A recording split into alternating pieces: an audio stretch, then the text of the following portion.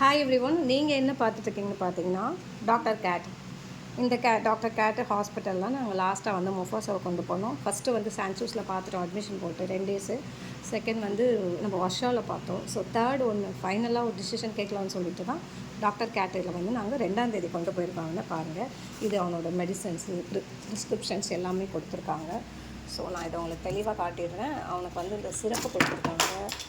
இங்கே பாருங்கள், இந்த மாதிரி வேக்சின்ஸ் எல்லாம் கொடுத்துருக்காங்க. அவனுக்கு இதெல்லாம் போட சொல்லி அவனுக்கு வேண்டி இத்தனையிலையும் இன்ஜெக்ட் பண்ணி கொடுத்துருக்காங்க எங்ககிட்ட. ஸோ இப்போ நான் என்ன சொல்ல வரேன்னு பார்த்தேன்னா, முஃபாஸோ பற்றி டீட்டெயில்ஸ் வந்து முஃபாஸ் எங்கே உட்காந்துட்டுருக்கான். ஜஸ்ட் அ மினிட், நான் முஃபாஸோ ஷோ பண்ணுறேன் உங்களுக்கு. எங்கே இருக்கான்? இதோ எங்கே கத்திட்டு இருக்க?